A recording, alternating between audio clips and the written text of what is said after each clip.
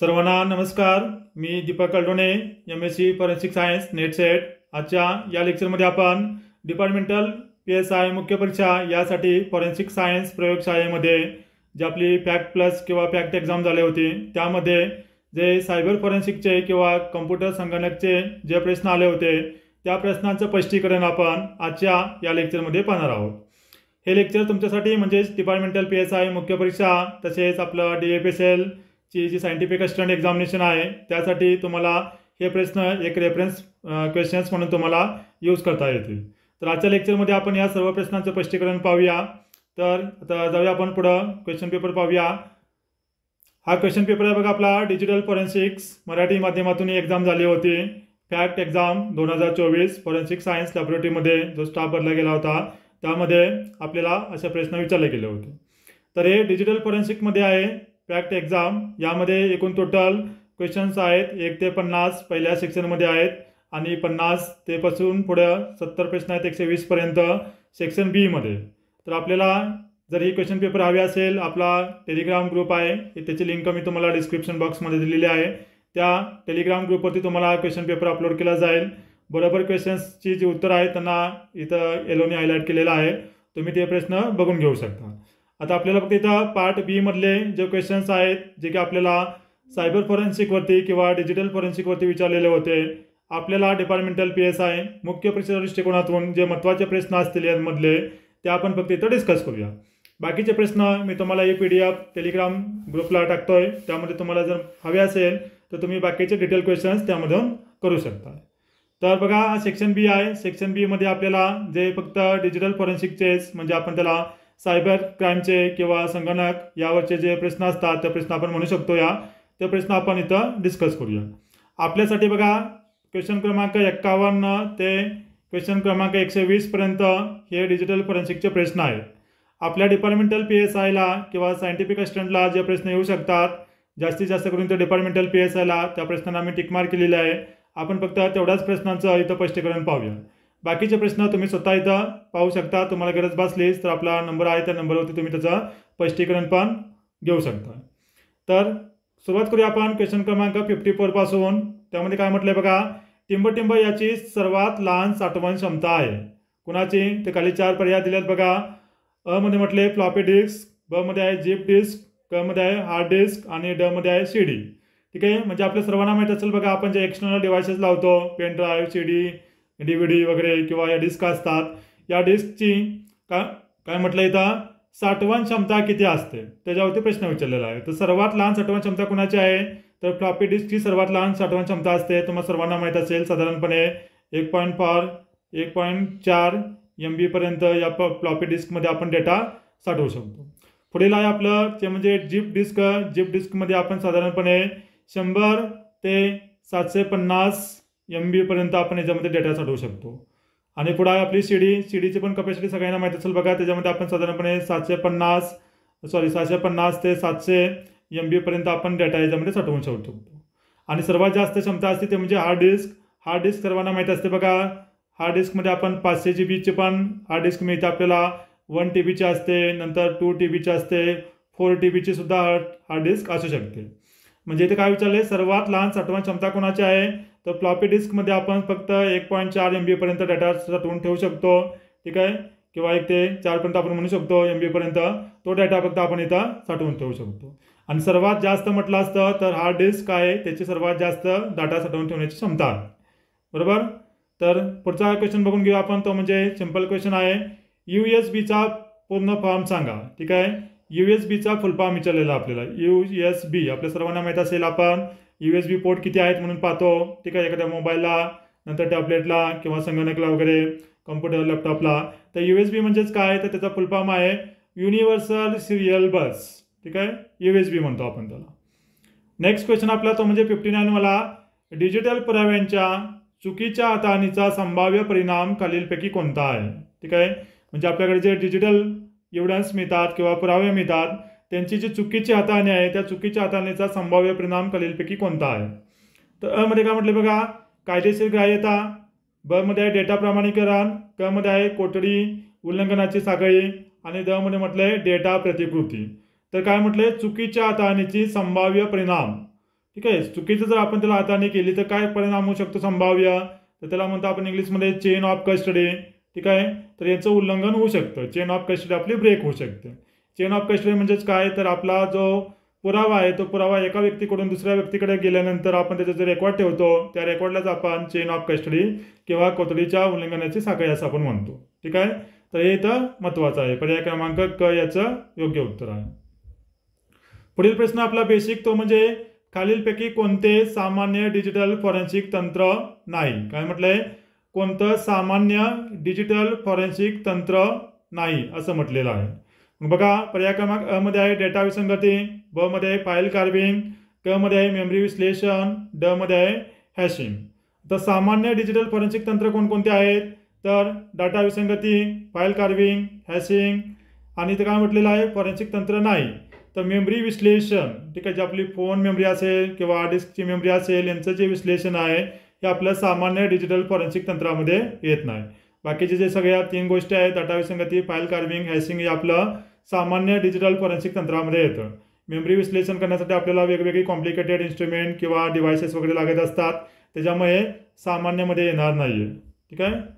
Next question बघूया आपण, तो म्हणजे डिजिटल फॉरेन्सिकमध्ये हॅश किंवा हॅशिंग अल्गोरिदम कशासाठी वापरले जातात. प्रश्न क्रमांक 62. अ मध्ये काय म्हटलंय, आक्षेपार्ह डाटा शोधणे, ब मध्ये म्हटले कॉपी केलेल्या डेटाची सत्यता पडताळून पाहणे, क मध्ये म्हटले व्हायरस शोधणे, ड मध्ये आहे वरीलपैकी काहीही नाही. तर हॅशिंग अल्गोरिदम आपण कशासाठी वापरतो बघा, त्यालाच म्हणतो आपण काय वापरतो आपण, तर कॉपी केलेल्या डेटाची सत्यता पडताळून पाहणे, यासाठी आपण हॅशिंग अल्गोरिदम वापरू शकतो. हॅश व्हॅल्यू सर्वांना माहीत असेल बघा, कोणतेही आपण डॉक्युमेंट जनरेट केलं डिजिटल डॉक्युमेंट तर त्याचा पर्टिक्युलर आपल्याला एक अल्गोरिदम येते, एक व्हॅल्यू येते, त्यालाच आपण हॅश व्हॅल्यू म्हणतो. या हॅश व्हॅल्यूलाच आपण डिजिटल सिग्नेचर म्हणू शकतो त्या डिजिटल एव्हिडन्सची. ठीक आहे. हे आपल्याला सत्यता पडताळून पाहण्यासाठी आपल्याला उपयोगी पडते. पुढील प्रश्न आपला बघा, 63 वाला CDMA पूर्ण रूप काय आहे. CDMA. ठीक आहे. तर त्यालाच म्हणतो आपण कोड डिव्हिजन मल्टिपल ॲक्सेस. आपल्याला सर्वांना माहीत असले जे आपले मोबाईल फोन्स असतात बघा, पहिले CDMA वरती चालायचे, आता GSM वगैरे आपण म्हणतो, global system of mobile communication, GSMचा फुल फॉर्म आहे आणि CDMचा फुल फॉर्म आहे आपला कोड डिव्हिजन मल्टिपल ॲक्सेस. पुढील प्रश्न आहे बघा आपला, तो म्हणजे मोबाईल डिव्हाइसच्या IMEI अर्थ असा आहे. काय म्हणतो आपण त्याला, IMEI. त्यालाच म्हणतो आपण international mobile equipment identity number. ठीक आहे. हा एक 15 अंकी नंबर असतो बघा, प्रत्येक मोबाईलवरती आपल्याला हा नंबर असतो. या नंबरवरून आपण त्या मोबाईलला वगैरे ट्रेस करत असतो. ठीक आहे. तर हा IMEI नंबर म्हणजेच इंटरनॅशनल मोबाईल इक्विपमेंट नंबर आपल्यासाठी महत्त्वाचा असतो. तो त्याचा फुल फॉर्म आहे पर्याय क्रमांक अ. पुढचा प्रश्न आपला 65वा, तो म्हणजे डिजिटल फॉरेन्सिक तपासात खालीलपैकी कोणते संभाव्य आव्हान नाही. काय म्हटलंय, कोणतं आव्हान नाही बघा, तर डेटा भ्रष्टाचार आहे, नंतर मर्यादित साठवण क्षमता, नंतर वेगवान तांत्रिक प्रगती, नंतर डिजिटल उपकरणांचा अभाव. तर इथे काय म्हटलंय, कोणतं संभाव्य आव्हान नाही. तर काय म्हटलं इथं, मर्यादित साठवण क्षमता हे आपल्यासाठी आव्हान नाही आहे. आपण काय करतो, साठवण क्षमता आपण भरपूर वाढवून घेऊ शकतो किंवा त्याचं आपण तशी अरेंजमेंट करू शकतो. बाकीचे आव्हाने कुठले कोणते आहेत, तर डेटाचा भ्रष्टाचार होऊ शकतो, वेगवान तांत्रिक प्रगती झालेली आहे, त्याच्यामुळे दिवसांदिवस वेगवेगळे काय म्हणू शकतो आपण, त्याच्यामध्ये ॲडव्हान्समेंट होत चाललेली आहे. ठीक आहे. डिजिटल उपकरणांचा अभाव आहे. हे सगळे आपल्याला संभाव्य आव्हानामध्ये सांगता येतील. फक्त मर्यादित साठवण क्षमता हे आपले काही आव्हान नाही आहे. पुढील बघा साधारण प्रश्न, तो म्हणजे 66वा, सायबर सुरक्षा कशापासून सुरक्षा प्रदान करते. बेसिक प्रश्न बघा, असे बेसिक प्रश्न आपल्याला इकडे येऊ शकतात. तर काय बघा, सायबर सुरक्षा आपल्याला कशापासून सुरक्षा प्रदान करू शकते, तर मालवेअर विरुद्ध करू शकते, नंतर सायबर दहशतवादाविरुद्ध करू शकते, डिव्हाइसला धोक्यापासून वाचवू शकते. त्याच्यामुळं नमूद केलेले सर्व पर्याय क्रमांक ड हे आपल्या इथं योग्य उत्तर असेल. ठीक आहे. पुढचा प्रश्न बघा, सायबर सुरक्षेचे खालीलपैकी कोणते फायदे खरे नाहीत. ठीक आहे. आता वरती काय म्हटलं होतं, सायबर सुरक्षा आपल्याला कशापासून सुरक्षा प्रदान करते, तर हे आपण पाहिलं कशापासून आपल्याला सुरक्षा मिळू शकते. आता काय खाली काय म्हटलंय, सायबर सुरक्षेचे खालीलपैकी कोणते फायदे खरे नाहीत. काय म्हटलंय, यंत्रणेचे मंदावणे हे आपल्यासाठी खरं नाही आहे. बाकी बघा पुढे काय म्हटलंय, ब मध्ये संगणक लॉग आणि क्रॅश होणे, नंतर वापरकर्त्यांना गोपनीयता प्रदान करणे किंवा व्हायरसपासून यंत्रणा सुरक्षित करणे, हे सगळे आपले काय फायदे आहेत किंवा आपल्यासाठी ते त्याचा ॲडव्हान्टेज आहे. फक्त यंत्रणा मंदावणे हे काय खरं नाही. याच्यामुळे मग यंत्रणा कशी झालेली आहे, फास्ट झालेली आहे, मंदावली गेली नाही आहे. पुढचा प्रश्न आपण बघू शकतो तो म्हणजे डिजिटल पुरावे जप्त करण्याची प्रक्रिया आणि विशेषतः जेव्हा तो पुरावा एका हातातून दुसऱ्या हातात जातो काय म्हणून ओळखले जाते. आताच पहिला त्याला आपण कोठडीची साखळी म्हणतो, त्यालाच आपण चेन ऑफ कस्टडी म्हणतो. ठीक आहे. एक जो आपला महत्त्वाचा पुरावा आहे तो पुरावा एक्स व्यक्तीकडून वाय व्यक्तीकडे गेल्यानंतर आपण हा एक्स व्यक्ती काय करतो, त्याची सिग्नेचर करत असतो. वाय व्यक्तीला रिसिव्ह झाल्यानंतर हा सुद्धा आपली सिग्नेचर करतो. नंतर या वाय पासून जेडकडे गेली का तो सुद्धा इथं सिग्नेचर करेल. म्हणजेच काय, ही चेन कंटिन्यू राखली जाते म्हणून त्याला म्हणतो आपण चेन ऑफ कस्टडी. त्यालाच म्हणतो आपण कोठडीची साखळी. याची साखळी असते आणि आपल्यासाठी महत्त्वाची असते कारण त्या एव्हिडन्समध्ये काय टॅम्परिंग वगैरे झालं किंवा नाही आहे हे आपण याच्यावरून सांगू शकतो. त्याच्यामुळं तो पुरावा एका व्यक्तीकडून दुसऱ्या व्यक्तीकडे, दुसऱ्याकडून तिसऱ्याकडे, तिसऱ्याकडून चौथ्याकडे जो जातो त्यावेळेस आपण प्रत्येकाची तिथं सिग्नेचर घेतो. त्यालाच आपण चेन ऑफ कस्टडी किंवा कोठडीची साखळी असं आपण म्हणत असतो.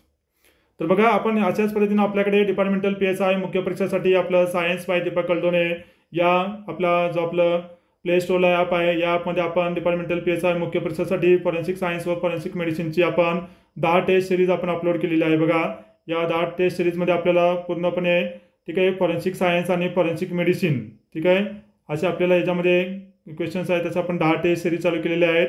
त्या टेस्टचे तुम्हाला PDF मिळणार आहे. त्या PDFचे तुम्हाला परत आन्सर की प्लस आपण असेच 10 व्हिडिओ प्रत्येक टेस्टचे एक्सप्लेन करून दिलेले आहेत.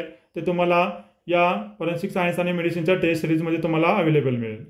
ठीक आहे. जे कोणी असेल उत्सुक तिथं बघा आपल्याला सायन्स बाय दीपक कलडोने हे ॲप आहे आपलं, ते ॲप तुम्ही डाउनलोड करू शकता किंवा इथं आपला नंबर दिला यावरती तुम्ही कॉन्टॅक्ट करू शकता. किंवा त्याचप्रमाणे बघा आपण डिपार्टमेंटल PSI मुख्य परीक्षा यासाठी आपण लाईव्ह किंवा रेकॉर्डेड बॅच आहे आपल्याकडे. यामध्ये आपण सर्व फॉरेन्सिक सायन्स, सायबर फॉरेन्सिक किंवा फॉरेन्सिक मेडिसिनचं इन्क्लुजन केलेलं आहे. अजून बरेचसे व्हिडिओ त्याच्यामध्ये आपण टाकलेले आहेत, अजून टाकणार पण आहोत. ठीक आहे. त्याचप्रमाणे आपला प्रिलिमचा निकाल लागल्यानंतर आपण फास्ट ट्रॅक बॅच सुद्धा आपण लॉन्च करणार आहोत. ठीक आहे.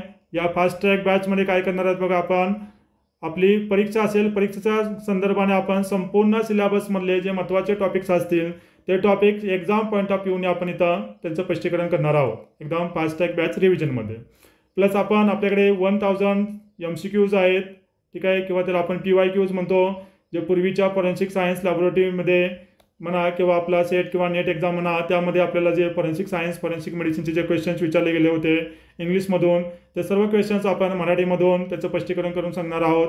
अशी 1000 MCQची बॅचसुद्धा आपण प्रिलिमचा निकाल लागल्यानंतर लॉन्च करणार आहोत. जे कोणी उत्सुक असाल ते आपलं सायन्स बाय दीपक कलडोने नावाचे ॲप आहे ते तुम्ही डाउनलोड करू शकता. सायन्स बाय दीपक कलडोने आपला यूट्यूब चॅनल त्याला सबस्क्राईब करून ठेवा, जेणेकरून तुम्हाला तिथे नोटिफिकेशन मिळेल. किंवा आपला नंबर दिलेला आहे, या नंबरवरती सुद्धा तुम्ही कॉन्टॅक्ट करून पुढील माहिती घेऊ शकता. ठीक आहे. तर नेक्स्ट क्वेश्चन बघूया आपण आपल्या दृष्टिकोनातून. इथं जे महत्त्वाचे क्वेश्चन्स आहेत ते म्हणजे डेटा संरक्षणासाठी कोणते तंत्र वापरले जाते. बघा, असे सिंपल क्वेश्चन्स आपल्याला येऊ शकतात. आता सध्या आपल्याला सगळ्याकडे माहिती आहे डिजिटल युग आल्यामुळे प्रत्येकाकडे डेटा आहे. ठीक आहे. त्या डेटाचं काय होतं, कुणी त्याच्यामध्ये त्याचा मिसयूज करू शकतो, गैरवापर करू शकतो. मग ह्या डेटाला संरक्षण करण्यासाठी आपण काय करू शकतो, तर अ मध्ये म्हटले डेटा पायरेसी, ब मध्ये म्हटले प्रमाणीकरण, क मध्ये इन्क्रिप्शन आणि ड मध्ये आहे यापैकी काही नाही. तर आपण त्या डेटाला काय करू शकतो, इन्क्रिप्ट करू शकतो. बरोबर आहे. इन्क्रिप्शन करू शकतो म्हणजे काय करू शकतो, आपण जो आपला डेटा आहे त्या डेटाला आपण प्रोटेक्ट करू शकतो. त्याला एक विशिष्ट प्रकारचा आपण अल्गोरिदम देऊ शकतो, मॅथमॅटिकल व्हॅल्यू देऊ शकतो. बरोबर आहे. तर इन्क्रिप्शन हे आपल्या इथं योग्य उत्तर आहे. पुढचा क्वेश्चन आपला तो म्हणजे 2 फॅक्टर ऑथेंटिफिकेशन करूनही वापरकर्ते कोणत्या प्रकारच्या हल्ल्यांना असुरक्षित असतात. ठीक आहे. 2 फॅक्टर ऑथेंटिफिकेशन म्हणजे काय, समजा आपला ईमेल असेल, आपण ईमेल वगैरे ओपन केला. ठीक आहे. तर आपल्याला तुरंत मेसेज येतो की तुमचा ईमेल या डिव्हाइसवरती ओपन झालेला आहे. ठीक आहे. त्याला आपण 2 फॅक्टर ऑथेंटिफिकेशन असं म्हणतो. ठीक आहे. मग हे करून सुद्धा काय होते बघा, वापरकर्ते असतात ते कोणत्या हल्ल्यापासून असुरक्षित असतात असं म्हटलेलं आहे. मग कुठं असतात ते, अ मध्ये म्हटले मॅन इन द मिडल, ब मध्ये म्हटले क्रॉस अटॅक, क मध्ये स्क्रिप्टिंग आणि द मध्ये म्हटले रेडियंट.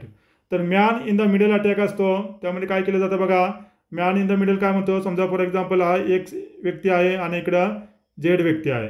बरोबर आहे. या दोघांमध्ये काय ते कम्युनिकेशन चाललेलं आहे, एक मधलंच कम्युनिकेशन, हा मधलाच व्यक्ती वाय व्यक्ती त्याच्यामध्ये इंटरफिअर करू शकतो. त्याला म्हणतो आपण मॅन इन द मिडल. ठीक आहे. तर यापासून काय होऊ शकतं, ते वापरकर्ते या हल्ल्याला किंवा या हल्ल्यापासून असुरक्षित असतात. ही मधली व्यक्ती ठीक आहे त्यामध्ये काहीतरी त्या डाटामध्ये इंटरफेअर करू शकते, चेंज करू शकते. त्याला आपण man in the middle attack असं म्हणत असतो. नेक्स्ट प्रश्न आपला तो म्हणजे 74वा. अनेक अनुप्रयोगामध्ये कोणता घटक वापरतात जिथे वापरकर्ता ओळखीसाठी 2 स्वतंत्र घटक वापरले जातात. ठीक आहे, म्हणजे काय असतात, जिथे वापरकर्ता ओळखण्यासाठी 2 स्वतंत्र घटक वापरले जातात त्यालाच म्हणतो आपण 2 फॅक्टर ऑथेंटिफिकेशन. आताच पाहिलं आपण. ठीक आहे, म्हणजे आपण वेगवेगळ्या डिव्हाइसमध्ये जर आपण एखादा आपला ईमेल जीमेल वगैरे ओपन करत असो तर आपल्याला जो विशिष्ट प्रकारचा लगेच मेसेज येतो त्याला आपण 2 फॅक्टर ऑथेंटिफिकेशन असं आपण म्हणू शकतो. म्हणजे जेणेकरून आपल्या गैरहजेरीमध्ये आपला ईमेल किंवा कुठला कोणी त्याला लॉग इन करू नये त्यासाठी आपल्याला आपल्या मोबाईलवरती SMS वगैरे येत असतो, त्याला आपण 2 फॅक्टर ऑथेंटिफिकेशन म्हणू शकतो. पुढचा प्रश्न बघून घेऊया आपण, तो म्हणजे क्वेश्चन क्रमांक 77. टिंबटिंब म्हणजे फोन करून स्मार्टफोनवर केले जाणारे फिशिंग कोड. ठीक आहे, आता बघा फिशिंग म्हणजे काय तुम्हाला माहीत असेल, सायबर क्राईम्स आपण आपल्या सिलेबसमध्ये घेतलेला आहे, तिकडे आपण रेकॉर्डेड बॅच केलेली आहे, त्याच्यामध्ये वेगवेगळे सायबर क्राईम्स काय असतात त्याची आपण माहिती सांगलेली आहे. त्यापैकीच आपण एक म्हणू शकतो प्रकार आहे, त्याला म्हणतो आपण फिशिंग. आता हे फिशिंग म्हणजे काय, तर एखाद्या व्यक्तीला समजा फोन केला आणि फोन करून आपण स्मार्टफोनवरून जर फिशिंग करत असेल तर त्याला आपण काय म्हणतो, तर त्याला आपण म्हणतो अ मध्ये म्हटलं अल्गो आधारित फिशिंग, ब मध्ये आहे ईमेल आधारित फिशिंग, क मध्ये आहे डोमेन फिशिंग आणि ड मध्ये म्हटलं विशिंग. त्याचं योग्य उत्तर आहे ते म्हणजे विशिंग. आता विशिंग कुठून शब्द आला, विशिंग मधला जो व्ही आहे तो आपला इथंच वरती म्हटलं बघा काय, तर टिंबटिंब म्हणजे फोन करून स्मार्टफोनवरून केले जाणारे फिशिंग. ठीक आहे, तर इथं एक तर व्हिडिओ कॉल केला जातो आणि पुढचं फिशिंग केलं जातं, त्यातला शिंग घेतलेला आहे त्यालाच आपण विशिंग असं म्हणतो. ठीक आहे, तर हा एक प्रकारचा आपला सायबर क्राईमच आहे. ठीक आहे, तर त्याचं उत्तर आपलं पर्याय क्रमांक ड. पुढचा प्रश्न बघा 78 वाला, टिंबटिंब असे प्रोग्राम किंवा डिव्हाइस आहेत जे लक्ष्य नेटवर्क किंवा विशिष्ट नेटवर्कमधून महत्त्वपूर्ण माहिती कॅप्चर करतात. ठीक आहे, काय म्हणतो आपण त्याला, तर अ मध्ये म्हटले राउटर, ब मध्ये म्हटले ट्रॅपर्स, क मध्ये आहे वायरलेस क्रॅकर्स आणि ड मध्ये म्हटले स्निपर्स. ठीक आहे, तर स्निपर्स म्हणजे काय असतात बघा, तर हे असं एक नेटवर्क टूल आहे, बरोबर आहे, किंवा असं प्रोग्राम किंवा डिव्हाइस आहे, ते काय करतात, नेटवर्क किंवा विशिष्ट नेटवर्कमधून एखादी महत्त्वपूर्ण माहिती असते ती माहिती कॅप्चर करतात, चोरतात, त्याला आपण स्निपर्स असं म्हणतो. पर्याय क्रमांक ड हे या प्रश्नाचं योग्य उत्तर आहे. पुढील प्रश्न आपल्यासाठी महत्त्वाचा तो म्हणजे टिंबटिंब आपला डेटाचा मागोवा घेतो आणि ती उत्पादने जाहिरातींसाठी जाहिराती म्हणून प्रदर्शित करतो. त्यालाच काय म्हणतो बघा आपण, त्याला जाहिरात आधारित स्पायवेअर, ब मध्ये म्हटलं सिस्टीम मॉनिटर, क मध्ये स्पाय ट्रोजन आणि ड मध्ये कुकीज ट्रॅकिंग. तर त्याला आपण जाहिरात आधारित स्पायवेअर म्हणतो. म्हणजे समजा आपण एखाद्या वेळेस आपली वेबसाईट वगैरे आपण सर्च करत असतो तर तो काय करतो, तो जो आपला डाटा आहे त्याच्यामध्ये, ठीक आहे, तर त्या ब्राउझर हिस्ट्रीमधून तो आपल्या डाटाचा मागोवा घेतो आणि जे आपण सर्च केले त्याप्रमाणे जे उत्पादन असणाऱ्या इतर ज्या जाहिराती असतात त्या जाहिराती आपल्याला दाखवत असतो, प्रदर्शित करत असतो. त्याला म्हणतो आपण जाहिरात आधारित स्पायवेअर. पुढचा प्रश्न 81वा तो म्हणजे की लॉगर्स हे टिंबटिंब प्रकार आहेत. ठीक आहे, तर काय आहे ते की लॉगर्स हे आपले एक स्पायवेअर्स आहेत. ठीक आहे, स्पाय म्हणजे काय आपल्या तुम्हाला सगळ्यांना माहीत असेल वॉच करणे, बरोबर आहे. तर की लॉगर्स काय असतात बघा, आपला कम्प्युटर असेल, लॅपटॉप असेल, ठीक आहे, किंवा मोबाईल फोन असेल त्याच्यावरती ज्या विशिष्ट प्रकारच्या की असतात. ठीक आहे, तर हे की लॉगर्स काय करतात, हे काय करतात आपलं ट्रॅकिंग करत असतात किंवा रेकॉर्डिंग करत असतात. काय करत असतात, आपण जी की प्रेस केली त्या की प्रेस करण्याचा जो की स्ट्रोक असेल, ठीक आहे, किंवा आपल्याला जे रेकॉर्ड आहे ज्यामध्ये आपण जे टाईप केलेलं असेल ते त्याच्यात काय करतात, त्यांना ते ट्रॅक करत असतात, त्यांना आपण की लॉगर्स असं म्हणतो. तो एक स्पायवेअरचा प्रकार असतो. पुढील क्वेश्चन बघूया आपण, तो म्हणजे टिंबटिंब हल्ला ही कोणत्याही पासवर्ड संरक्षित प्रणालीमध्ये प्रवेश मिळवण्याची सर्वात सोपी प्रक्रिया आहे. ठीक आहे, एखादी सिस्टीम आहे बघा आणि ती सिस्टीम पासवर्ड प्रोटेक्टेड आहे. ठीक आहे, त्या सिस्टीममध्ये आपल्याला प्रवेश करायचा आहे तर त्यासाठी आपण कोणता हल्ला करतो, त्याला म्हणतो आपण ब्रूट फोर्स अटॅक किंवा ब्रूट फोर्स हल्ला. ठीक आहे, तर याच्यामध्ये काय केलं जातं बघा, कुठलाही एखादा पासवर्ड संरक्षित प्रणाली असेल तर तिला काय केलं जातं, क्रॅक केलं जातं आणि त्याच्यामध्ये अनधिकृतपणे प्रवेश मिळवला जातो, त्याला आपण ब्रूट फोर्स अटॅक असं म्हणतो. पुढचा प्रश्न आपला तो म्हणजे 85वा, टिंबटिंब ओळखणे कठीण आहे कारण त्यांचे प्रकार आणि ओळख बदलत राहतात. ठीक आहे, आता कुणाला आपण ओळखत नाही कारण त्याचे प्रकार आणि ओळख बदलत राहते. अ मध्ये म्हटले व्हायरस, ब मध्ये आहे बूट सेक्टर व्हायरस, क मध्ये आहे पॉलिमॉर्फिक व्हायरस आणि ड मध्ये म्हटले मल्टीपार्टाइट्स व्हायरस. ठीक आहे, तर व्हायरस सेमच असतात, एकसारखे असतात. त्या व्हायरसचा एक टाईप आहे त्याला म्हणतो आपण पॉलिमॉर्फिक व्हायरस.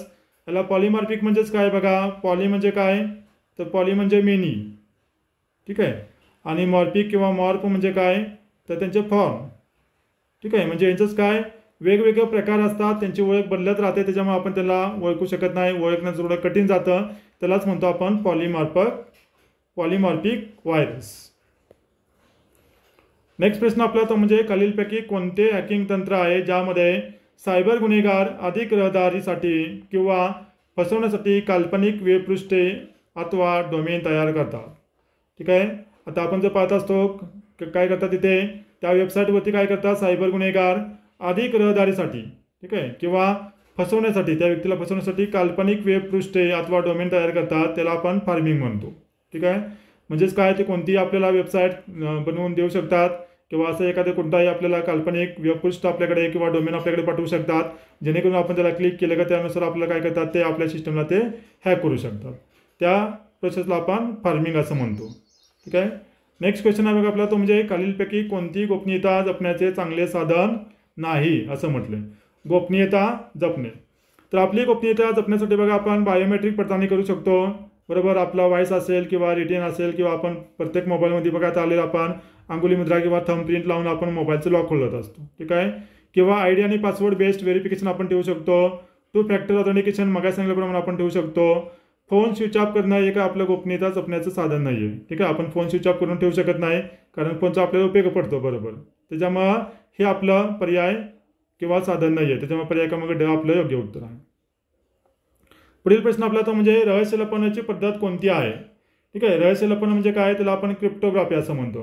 क्रिप्टोग्राफी म्हणजे काय बघा थोडक्यात काय असतं it is a process of hiding the information. ठीक आहे. जी आपली इन्फॉर्मेशन किंवा माहिती असते तिला आपण लपवू शकतो हाईड करू शकतो in the form of picture.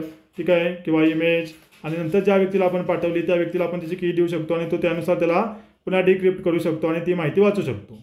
त्यालाच आपण क्रिप्टोग्राफी असं म्हणतो. मग ही आपला पर्याय क्रमांकामध्ये आहे रहस्य लपवण्याची पद्धत आहे.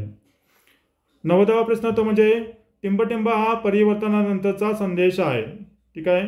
तर परिवर्तनानंतरचा संदेश म्हणजे काय त्याला आपण सायपर टेक्स्ट असं म्हणतो किंवा सायपर मजकूर असं म्हणतो. ठीक आहे. जो कुठला मगा सांगितल्याप्रमाणे क्रिप्टोग्राफी म्हणजे आपण त्याला काय केलं असेल त्याला इन्क्रिप्टेड केलं असेल. इन्क्रिप्टेड केल्यानंतर त्याला आपण डिक्रिप्ट करू शकतो आणि नंतर जो आपला असतो म्हणजे परिवर्तन झालेला असतो संदेश किंवा मजकूर त्याला आपण सायपर टेक्स्ट म्हणू शकतो. ठीक आहे. किंवा सायपर मजकूर म्हणू शकतो. बघा अशाच प्रकारचे वेगवेगळे क्वेश्चन्स आहेत. तुम्हाला पाहायचं असेल तर ही क्वेश्चन पेपर मी खाली PDF लिंक दिलेली आहे आपल्या. ही PDF मी तुम्हाला जे आपलं टेलिग्रामची लिंक दिलेली आहे त्या लिंकमध्ये PDF शेअर करत आहे. त्या ठिकाणी जाऊन तुम्ही बाकीचे क्वेश्चन्स पण तुम्हाला जर वाटले की आपल्यासाठी हा महत्त्वाचा क्वेश्चन असेल तर तुम्ही क्वेश्चन तो त्या PDF मधून पाहू शकता. पुढचा प्रश्न तो म्हणजे हॅश फंक्शन संदेश अखंडतेची हमी देतात की संदेश टिंबटिंब गेलेला नाही. आता हॅश फंक्शन मगाशी सांगितल्याप्रमाणे आपण त्याला डिजिटल सिग्नेचर म्हणू शकतो प्रत्येक डिजिटल पुराव्यांची. तर ते कशाची हमी देतात तर तो जो आपला काय म्हणतो आपण संदेश आहे संदेश ठीक आहे किंवा मेसेज तो मेसेज बदलला गेलेला नाही याची आपल्याला हमी देत असतात. म्हणजे समजा आपण एक विशिष्ट प्रकारचा संदेश टाईप किंवा मेसेज टाईप केला असेल आणि आपण याची हॅश व्हॅल्यू काढून ठेवलेली असेल. ठीक आहे. आणि नंतर आपण हा मेसेज कोणाला तर पाठवला किंवा या मेसेजमधून आपण काही माहिती एक्स्ट्रॅक्ट करत असो. ठीक आहे. तर जेणेकरून कोणी एका व्यक्तीने किंवा इतर व्यक्तीने याच्यामध्ये काही मेसेज किंवा एखादा पॉईंट किंवा एखादी लाईन ॲड केली तर त्याचा हॅश बदलतो. ठीक आहे. मग त्याच्यामधून आपल्याला सांगता येतो की हा संदेश बदलला गेलेला आहे त्याच्यामध्ये छेडछाड केलेली आहे किंवा नाही आपल्याला या हॅश फंक्शनवरून सांगता येऊ शकतं. नेक्स्ट क्वेश्चन आपला 94वा SSID संक्षिप्त म्हणून आहे. ठीक आहे. SSID म्हणजे काय बघा. ठीक आहे. SSID म्हणतो आपण त्यालाच म्हणतो काय आपण सर्व्हिस सेट आयडेंटिफायर. तर हे सर्व्हिस सेट आयडेंटिफायर महत्त्वाचं असतं. हा एक युनिक आयडेंटिफायर असतो. ठीक आहे. तो काय करतो आपल्याला प्रत्येक जे आपलं वायरलेस नेटवर्क आहे या वायरलेस नेटवर्कसाठी आपण हा एक युनिक प्रकारचा नंबर दिलेला असतो त्यालाच आपण म्हणतो service set identifier SSID. Next question आपला 95 वाला नेटवर्क प्रोटोकॉलमध्ये TCP किंवा IPचे पूर्ण रूप कोणते. बघा जास्त करून डिपार्टमेंटल PSL आपल्याकडे फुलफॉर्म विचारले जातात. जसे फॉर एक्झाम्पल एक्सप्लोजिव्स असतील तर त्या एक्सप्लोजिव्हचे फुलफॉर्म वगैरे विचारले जातात किंवा असा काय समजा IDs असेल किंवा कम्प्युटरमधले काय असे काही संज्ञा असतील की त्यांचे आपल्याला फुलफॉर्म विचारले जातात. ठीक आहे. तिथं TCP IPचं फुलफॉर्म विचारलेलं आहे. TCP म्हणजेच काय त्याला आपण ट्रान्समिशन कंट्रोल प्रोटोकॉल असं म्हणतो. ठीक आहे. TCP म्हणजेच काय तर ट्रान्समिशन कंट्रोल प्रोटोकॉल आणि IP म्हणजे काय इंटरनेट प्रोव्हायडर. ते तिथं IP नाही विचारलं तर TCP म्हटलंय. तर TCPचं दिलेलं फक्त ट्रान्समिशन कंट्रोल प्रोटोकॉल. पुढचा क्वेश्चन आपला तो म्हणजे नेटवर्कची भौतिक किंवा तार्किक व्यवस्था म्हणजे. ठीक आहे. जे कोणतं नेटवर्क असतं त्याची भौतिक किंवा तार्किक व्यवस्था म्हणजे त्याला आपण टोपोलॉजी म्हणतो. ठीक आहे. या टोपोलॉजीमध्ये वेगवेगळे नेटवर्क्स असतात. ठीक आहे. त्याच्यामुळे पर्याय क्रमांक हे आपलं योग्य उत्तर आहे. पुढील क्वेश्चन आपला तो म्हणजे राज्ये, देश किंवा संपूर्ण जगात पसरलेली डेटा दळणवळण प्रणाली म्हणजे कोणती? तर अ मध्ये म्हटले ल्यान, ब मध्ये आहे व्यान, क मध्ये आहे मॅन आणि ड मध्ये आहे वरीलपैकी काही नाही. तर बघा व्यान, लॅन आणि मॅन हे आपल्या महत्त्वाचे आहेत. तर इथं ब मध्ये व्यान म्हटलेलं आहे वाईड एरिया नेटवर्क. मॅक्सिमम याला आपण म्हणू शकतो, त्याच्यामध्ये आपल्याला इथं करता येते. लॅनमध्ये फक्त आपण जवळच्या अंतरासाठी करू शकतो. व्यानमध्ये वाईड एरिया नेटवर्क आहे आणि मॅनमध्ये मेट्रोपॉलिटन नेटवर्क म्हटलं. ठीक आहे. तर इथं पर्याय क्रमांक ब याचं योग्य उत्तर आहे. पुढील प्रश्न आपला तो म्हणजे खालीलपैकी कोणते डिजिटल फॉरेन्सिक विश्लेषणाचे तत्व नाही? ठीक आहे. तत्व नाही म्हटलंय कुणाचं? तर आता आधी आपण तत्व कोणकोणते ते बघून घेऊया डिजिटल फॉरेन्सिकचे. तर अस्थिरता आहे. ठीक आहे, कारण व्हॉलेटाईल मेमरी वगैरे याच्यामध्ये असते. अखंडता आहे, सत्यता आहे, हे सगळे आपले तत्व आहे. उपलब्धता हे आपलं तत्व नाही आहे, त्याच्यामुळे पर्याय क्रमांक क हे आपले याचं योग्य उत्तर आहे. नेक्स्ट क्वेश्चन बघून घेऊया आपल्यासाठी जो येण्याची शक्यता किंवा त्या टाईपचे प्रश्न असू शकतात. आता याचा फुलफॉर्म एक बघून घेऊया आपण इथं. DES म्हणजेच, ठीक आहे. तर DES म्हणजेच काय असतं बघा, त्याला आपण डेटा इन्क्रिप्शन स्टँडर्ड असं आपण म्हणतो. ठीक आहे. DES data encryption standards, data encrypt करण्यासाठी ते वापरले जातात. पुढचा प्रश्न आपला तो म्हणजे काय, सामान्य मजकुराचे रूपांतर अमानवीय वाचनीय मजकुरात आणि उलट करण्यासाठी वापरली जाणारी प्रक्रिया किंवा यंत्रणा कोणती आहे? ठीक आहे. मगाशीच पाहिलं आपण, जो आपल्या एखादा सामान्य मजकूर आहे, समजा एक हा मजकूर आहे, तर त्याला काय करतो आपण, क्रिप्टोग्राफी करू शकतो. ठीक आहे. आणि नंतर आपण याला पुढच्या व्यक्तीला पाठवू शकतो. आणि याच्यामध्ये आपण त्याला काय केलं, जी याची की वगैरे असतात ती क्रिया आपण याला व्यक्तीला देऊ शकतो आणि त्यानंतर काय करू शकतो, तो याला वाचू शकतो. बरोबर आहे. म्हणजे बघा, सामान्य मजकुराचं रूपांतर आपण अमानवी वाचनीय मजकुरात, म्हणजे तो मानवाला वाचता येणार नाही या स्वरूपात आपण करू शकतो. किंवा असा न वाचणारा येणारा मजकूर असलेला आपण त्याला सामान्य मजकुरामध्ये रूपांतर करतो. या क्रियेला काय म्हटलं जातं, त्याला आपण क्रिप्टोग्राफी असं आपण म्हणू शकतो. ठीक आहे. नेक्स्ट क्वेश्चन बघूया आपण. 108 वाला आहे तो म्हणजे मूळ डेटामध्ये बदल न करता डिजिटल डिव्हाइसमधून माहिती काढण्याच्या प्रक्रियेचे वर्णन करण्यासाठी कोणती संज्ञा वापरली जाते? आपल्याकडे जो मूळ डेटा आहे त्या मूळ डेटामध्ये काही बदल करायचा नाही आहे. असा बदल न करता आपण त्या डिजिटल डिव्हाइसमधून जी आपल्याला माहिती आहे ती माहिती आपण काढू शकतो. त्याला म्हणतो आपण डेटा एक्स्ट्रॅक्शन. ठीक आहे. डेटा एक्स्ट्रॅक्शन आपल्यासाठी प्रत्येक डिजिटल पुराव्यामध्ये महत्त्वाचं असतं. असा डेटा एक्स्ट्रॅक्शन करत असताना आपल्याला जो त्या डिजिटल डिव्हाइस असेल, फॉर एक्झाम्पल हार्ड डिस्क असेल, तर या हार्ड डिस्कमध्ये जो डेटा आहे त्या डेटामध्ये काही बदल न करता आपल्याला तो डेटा काढून घ्यावा लागतो. ठीक आहे. त्याच्यामध्ये काही ॲडिशन करायचं नाही किंवा त्याच्यामध्ये जो डेटा आहे तो आपल्याला डिलीट करता उपयोगी नाही आहे, कारण त्याची आपल्याला इव्हिडेन्शियल व्हॅल्यू तिथं ब्रेक होईल. त्यामुळे आपण त्याच्यामध्ये काही न बदल करता डेटा एक्स्ट्रॅक्शनच्या स्वरूपामध्ये आपण तो डेटा आहे असा बाहेर काढू शकतो. आणि हे सर्व कामं आपण आपल्याकडे जे फॉरेन्सिक सायन्स लॅबोरेटरी असते त्याच्यामध्ये सायबर फॉरेन्सिक डिव्हिजन असते किंवा डिजिटल आणि सायबर फॉरेन्सिक नावाचे डिव्हिजन असते. त्या डिव्हिजनमध्ये आपण अशा सर्व गोष्टी करत असतो. नेक्स्ट प्रश्न आहे तो म्हणजे टिंबटिंब आपल्या IP पत्त्याचे मुकाच्छादन करत असतो. ठीक आहे. मुकाच्छादन करतो म्हणजे काय, त्याला लपवतो. तर IP पत्ता म्हणजे मग काय सांगितलं आपण, इंटरनेट प्रोटोकॉल म्हणतो आपण. प्रत्येक IP ॲड्रेस असतो बघा, सगळ्या प्रत्येक आपल्या डिव्हाइसला, फोनला असेल, लॅपटॉपला, संगणकाला सगळ्यांना IP ॲड्रेस असतात. मग त्यापैकी हा VPN असतो. हा VPN काय करतो, आपला जो IP ॲड्रेस असतो तो IP ॲड्रेस आपला हाईड करतो, लपवतो. ठीक आहे. VPN म्हणजेच काय, त्याला आपण म्हणतो व्हर्च्युअल प्रायव्हेट नेटवर्क. ठीक आहे. तर असा हा VPN लावून तो आपला IP ॲड्रेस हाईड करू शकतो, मुकाच्छादन त्याला करू शकतो. नेक्स्ट क्वेश्चन आपला तो म्हणजे एक सिंपल क्वेश्चन आहे बघा इथं. खालीलपैकी कोणता ड्रोनचा उपयोग आहे? आता हल्ली जास्त करून ड्रोनचा आपण उपयोग करत असतो. आपल्या सर्वांना माहीत असेल, आपण ॲज अ पोलीस म्हणून बंदोबस्ताला जातो. गणपती मिरवणूक असो किंवा इतर काय कोणते लग्न मोठे मोठे समारंभ असतील तिथं आपण ड्रोनचा उपयोग करत असतो. ठीक आहे.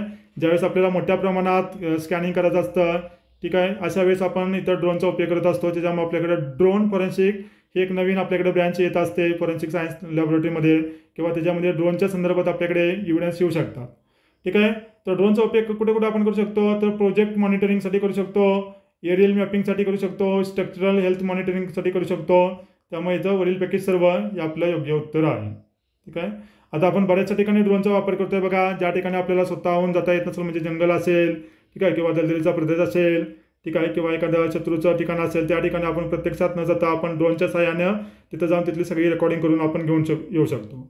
किंवा असं एखाद्या क्राईम सीन असेल, ट्रॅफिक मॉनिटरिंग असेल, ठीक आहे, तर अशा वेळेस आपण किंवा गर्दी वगैरे असेल फेस्टिवलसाठी, गणपती बंदोबस्तसाठी वगैरे, तर या सर्वांसाठी आपण ड्रोनचा उपयोग करत असतो. आणि त्या ड्रोनची आपण मेमरी वगैरे काढून आपण परत त्याचा पुढं विश्लेषण करू शकत असतो. पुढील प्रश्न वाचूया आपण, तो म्हणजे 113वा. जेव्हा माहिती वाचण्यास किंवा कॉपी करण्यास अधिकृत नसलेल्या एखाद्याने कॉपी केली जाते तेव्हा त्यास काय म्हणून ओळखले जाते. ठीक आहे, म्हणजे समजा फॉर एक्झाम्पल एखादी माहिती आहे, ती माहिती त्याच व्यक्तीने वाचायची गरज असताना ती माहिती एखाद्या कुठल्या तर परक्या व्यक्तीने वाचली किंवा त्याच्यामध्ये इंटरफेअर केला, त्याला काय म्हणतो आपण, तर त्या माहितीची गोपनीयता गमावणे असं आपण त्याला म्हणत असतो. नेक्स्ट क्वेश्चन आहे तो म्हणजे सायबर क्राईममध्ये हल्लेखोर त्यांच्या उपस्थितीच्या अनेक खुणा कशामध्ये सोडतात. ठीक आहे, जसं आपण पाहतो बघा, साधारणपणे जे आपले कन्व्हेन्शनल क्राईम असतात त्याच्यामध्ये पाहतो आपण प्रत्येक घटनास्थळावरती तो जो गुन्हेगार असेल तो आपला आयडेंटिटी कार्ड सोडून जात असतो. ठीक आहे, त्यालाच आपण फिंगरप्रिंट असं म्हणतो किंवा पावलांचे ठसे म्हणतो. त्याचप्रमाणे एखादा सायबर क्राईम करत असताना तो हल्लेखोर किंवा तो संशयित व्यक्ती त्याच्या खणाखुणा सोडून जात असतो. तो कशामध्ये सोडतो, त्याची फाईल सिस्टीम असेल त्या फाईल सिस्टीममध्ये असतात, रजिस्ट्रीमध्ये असतात, सिस्टीम लॉग त्याने जे वापरले या सगळ्यामध्ये त्याच्या आपल्याला खणाखुणा मिळतात. त्याच्यामुळे पर्याय क्रमांक ड वरीलपैकी सर्व हे आपलं योग्य उत्तर आहे. पुढचा प्रश्न आहे तो म्हणजे दुसऱ्या व्यक्तीला त्रास देणे किंवा पाठलाग करण्यासाठी इंटरनेट आणि इतर तंत्रज्ञान वापरून केलेला गुन्हा म्हणजे एखाद्या व्यक्तीला त्रास देण्यासाठी किंवा पाठलाग करण्यासाठी आपण त्या इंटरनेटचा वापर करतो किंवा इतर कुठलं तंत्रज्ञान वापरतो त्याला आपण काय म्हणतो, तर त्या गुन्ह्याला आपण म्हणतो सायबर टॉकिंग. ठीक आहे, स्टॉकिंग म्हणजे त्या व्यक्तीचा पाठलाग करणे, बरोबर आहे. इथं आपण इंटरनेट किंवा तंत्रज्ञान वापरतोय म्हणून आपण त्याला सायबर स्टॉकिंग असं आपण म्हणत असतो.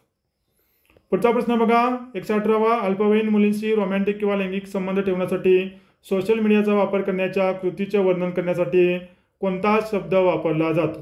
अशा आपल्याकडे लॉच्या संदर्भाने किंवा IT ॲक्ट आहे किंवा फॉरेन्सिकच्या संदर्भाने आपल्याला असे प्रश्न येऊ शकतात. बघा, असा जर एखादा गुन्हा असेल किंवा अशी एखादी कृती असेल तर त्या कृतीला आपण ग्रूमिंग असं म्हणतो. ठीक आहे, डिजिटल किंवा सायबर फॉरेन्सिकच्या लँग्वेजमध्ये त्याला ग्रूमिंग असं म्हटलं जातं.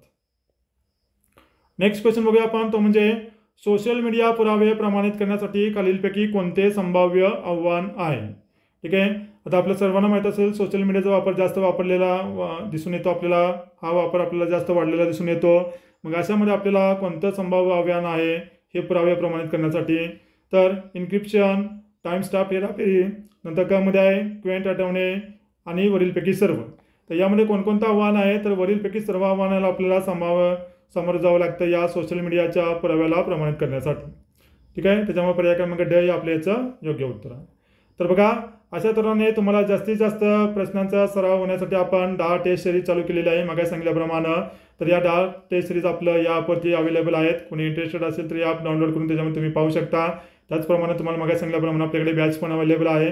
फास्ट ट्रॅक बॅचमध्ये आपण एक्झामच्या दृष्टिकोनातून सर्व जे आपले महत्त्वाचे टॉपिक आहेत त्यांचे आपण धावती रिव्हिजन करणार आहोत की या टॉपिकवरती एक्झाममध्ये कोणकोणत्या प्रकारचे प्रश्न येऊ शकतात.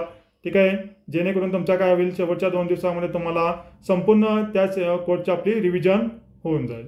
त्याचप्रमाणे बघा, आता परीक्षाचा निकाल लागल्यानंतर आपल्या सर्वांना माहीत असेल, सगळ्यांचा अभ्यास झाला असेल. आपल्या सर्वांचं MCQ म्हणजे जे वेगवेगळे प्रश्न विचारले गेले होते परीक्षेमध्ये त्या परीक्षेच्या प्रश्नांचा सराव होणं खूप गरजेचं आहे.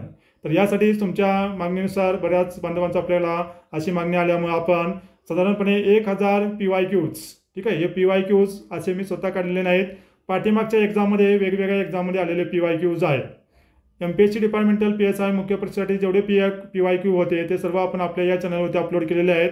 तुम्ही पाहिले नसतील तर ते व्हिडिओ तुम्ही पाहून घेऊ शकता.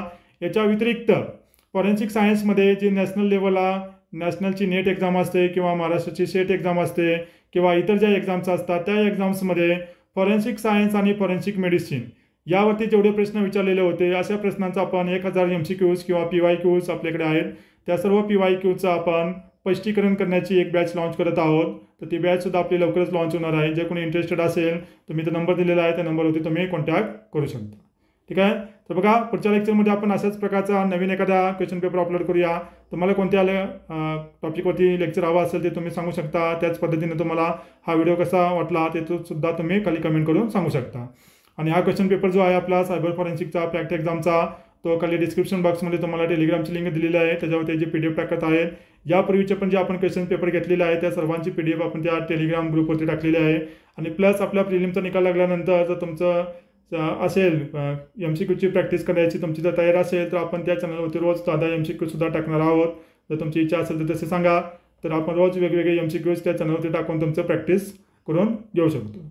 आजच्या लेक्चरमध्ये आपण इथेच थांबूया. पुढच्या लेक्चरमध्ये आपण नवीन एखादा क्वेश्चन पेपर पाहूया आणि त्याला आपण डिस्कस करूया. तोपर्यंत सर्वांना शुभेच्छा. थँक्यू.